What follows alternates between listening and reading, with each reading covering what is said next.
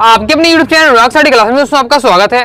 दोस्तों आज इस वीडियो में हम तुलसीदास जी का क्या है साहित्यिक परिचय देखने वाले हैं। ओके, साहित्यिक परिचय मतलब कवि परिचय देखने वाले हैं तुलसीदास जी का। पेपर में क्वेश्चन किस प्रकार से आएगा, पेपर में क्वेश्चन आपसे पूछा जाएगा तुलसीदास जी का साहित्यिक परिचय निम्नलिखित बिंदुओं के आधार पर लिखिए। दो रचनाएं, भाव पक्ष, कला पक्ष, साहित्य में स्थान। ओके, तो चलिए देख लेते हैं। मतलब तुलसीदास जी का आपको क्या है कवि परिचय लिखना है। ओके, तो देख लेते हैं किस प्रकार से आपको लिखना है। ओके, तो पहले आपको लिखनी पड़ती हैं आपको रचनाएं। ओके, तो दो रचनाएं आपको तैयार कर लीजिएगा। तुलसीदास की तो आपको याद ही होगी रचनाएं, रामचरितमानस, दोहावली, कवितावली, विनय पत्रिका। ओके, नॉर्मल है, ये अच्छे से तैयार कर लीजिए। रामचरित तो आपको पता ही है, दोहावली, कवितावली, विनय पत्रिका ये भी आप तैयार कर लीजिएगा।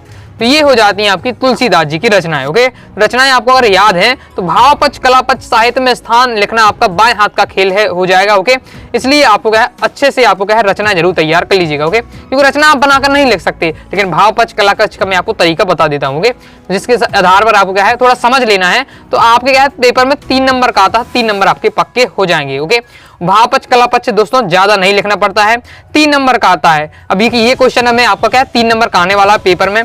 तो 2 रचनाएं लिखनी है, भाव पक्ष, कला पक्ष, साहित्य में स्थान। मतलब क्या है 3 क्वेश्चन पूछे गए हैं तो 3 एक नंबर के होंगे। ओके, 2 रचनाएं लिखेंगे 1 नंबर मिल जाएंगे, भाव पक्ष, कला पक्ष लिखेंगे 1 नंबर, साहित्य में स्थान 1 नंबर। Okay, 3 number. तो इसलिए भाव पक्ष, कला पक्ष का केवल 1 ही नंबर है, इसलिए आपको क्या है 2-2, 3-3 लाइन बस लिखनी है। भाव पक्ष की 2 लाइन, 2 से 3 लाइन आपको लिखनी है आपको कला पक्ष की। ओके, ये तुलसीदास जी में नहीं, कोई भी आपको कवि परिचय है। ओके, कोई कवि परिचय आपसे पूछा जाता है, सब में आपको ये लिखना है। ओके, मैंने आपको बता दिया कितना आपको क्या है कितनी लाइनें लिखनी है। ओके, क्योंकि कई स्टूडेंट क्या होते हैं आता 3 नंबर का है, 1-1, 2-2 पेज लिख देते हैं भाव पक्ष है, और समय पर क्या है इसी में लग जाता है। तो बाकी फिर निबंध वगैरह और हिंदी के पेपर में क्या है टाइम का मैनेजमेंट करना मुश्किल पड़ जाता है। ओके, तो इसलिए आपको क्या है हर चीज में आपको ध्यान रखना है किस में हमें कितना लिखना है। ओके, तो ये तुलसीदास जी की आपकी रचनाएं हो जाती हैं रामचरितमानस, दोहावली, कवितावली, विनय पत्रिका। ओके, आप नोट भी करते जाइएगा, स्क्रीनशॉट के लेके रख लीजिएगा, अपनी कॉपी में नोट करके जरूर कीजिएगा। ओके, क्योंकि आपको क्या है पेपर के समय ये तैयार करने में आसानी होगी। ओके, अब देख लेते हैं हम भाव पक्ष। भाव पक्ष का दोस्तों मतलब होता है, मतलब समझ लीजिए, भाव पक्ष का मतलब होता है कि उनकी आस्था किसके प्रति थी, वो किसकी पूजा करते थे। ओके, उन्होंने क्या योगदान दिया समाज में, उसकी 1-2 लाइन आपको लिखनी पड़ती है। ओके, भाव पक्ष में आपको ये बताना पड़ता है। ओके, नाम ही है भाव, भाव मतलब उनके क्या भाव होते हैं। ओके, और फिर कला पक्ष में होता है कला मतलब उनका तरीका। ओके, तो उनकी कला पक्ष किस में हम बात करेंगे, हिंदी साहित्य में हम बात कर रहे हैं। ओके, तो हिंदी साहित्य में जो लिखे हैं, दोहा लिखे हैं, सोठा लिखे हैं, जो भी लिखे हुए हैं, ओके, जो रचनाएं की हैं, ओके, वो किस तरीके से की, उसमें कौन सी भाषा का प्रयोग है, किन रसों का प्रयोग किया गया है, क्या कौन से छंदों का प्रयोग किया गया है, आपको बताना पड़ता है कला पक्ष में। ओके, तो हम पहले भाव पक्ष देख लेते हैं। तो आपको पता है जो तुलसीदास जी है, ओके, तो तुलसीदास जी क्या है राम के क्या है राम के भक्त। ओके, तो आपको लिखना है तुलसीदास राम भक्ति शाखा के प्रमुख कवि। ओके, राम भक्ति शाखा के प्रमुख कवि हैं।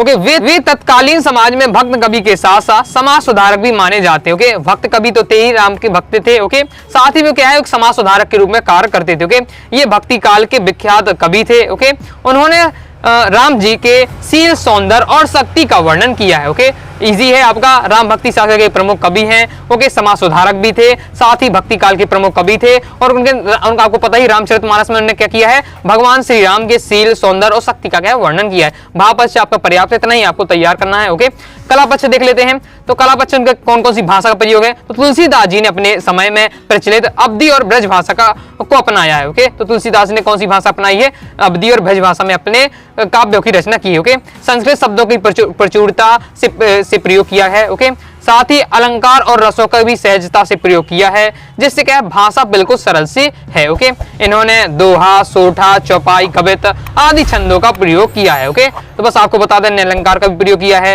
ओके, रसों का भी अच्छे तरीके से प्रयोग किया है, साथ ही उन्होंने क्या है छंद में दोहा, सोठा, चौपाई, कवित छंदों का प्रयोग किया है। भाषा कौन सी है, अवधी और ब्रज भाषा। बस इतना आपको पता है, कला पक्ष हो जाता है। देखिए कितना आसान है। ओके, मैं आपको समझ के लेना है, रटना बिल्कुल नहीं है, समझ के लीजिएगा, बिल्कुल आसानी से आप क्या है आप लिख पाएंगे। ओके, तो ये हो जाता है आपका रचना है, भाव पक्ष, कला पक्ष। साहित्य में स्थान तो बिल्कुल ही आसान रहेगा। ओके, कोई भी कवि हो आपको तारीफ कर देना है कि इनका हिंदी साहित्य में क्या है अमूल्य या क्या है अभूतपूर्व योगदान है। ओके, चलिए हम देख लेते हैं। ओके, तो दोस्तों आपको साहित्य में स्थान किस प्रकार से लिखना है, तो तुलसीदास जी का साहित्य में प्रमुख स्थान है। ओके, कोई भी कवि हो, तुलसीदास जी, अगर आप सूर्यकांत पाटिल निराले जी के लिख रहे हैं, हरिवंश राय बच्चन जी का लिख रहे हैं, तो सबका क्या है साहित्य में प्रमुख योगदान रहता है। ओके, साहित्य में प्रमुख स्थान रहता है। इनके साहित्य हिंदी साहित्य की अमूल धरोहर है। ये मतलब फिक्स लाइन है, सब में आपको लिख देना है। ओके, तुलसीदास जी महान कवि थे, इनके काव्य से जीने की कला सीखी जा सकती है। ओके, तो ये लाइन आपको क्या है, एकदम रट लेना है। कोई भी कवि हो साहित्य के में स्थान में आपको यही आपको लिख देना है। ओके, तो ये हो जाता है आपका साहित्य में स्थान। ओके, तो आई होप आपको वीडियो पसंद आई होगी, समझ में आया होगा मैंने जो आपको समझाने की कोशिश की है। और स्क्रीनशॉट लेकर आप क्या है या फिर अपनी कॉपी में नोट करके जरूर रख लीजिएगा और अच्छे से क्या है तैयार कर लीजिएगा। ओके, क्योंकि 2022 बोर्ड एग्जाम में ये क्वेश्चन आ चुका था। ओके, हो सकता है 2024 में भी आ जाए, इसलिए अच्छे से तैयार कर लीजिएगा। ओके, तो वीडियो पसंद आए वीडियो लाइक करें, चैनल से जरूर करिएगा। कोई दोस्तों डाउट हो कमेंट बॉक्स में आप जरूर पूछ लीजिएगा। टेलीग्राम चैनल को ज्वाइन कर टेलीग्राम चैनल को ज्वाइन कर लीजिएगा, व्हाट्सएप चैनल को ज्वाइन कर लीजिएगा। ओके, इंस्टाग्राम भी फॉलो कर लीजिएगा। मिलते हैं नेक्स्ट वीडियो में, तब तक के लिए बाय बाय।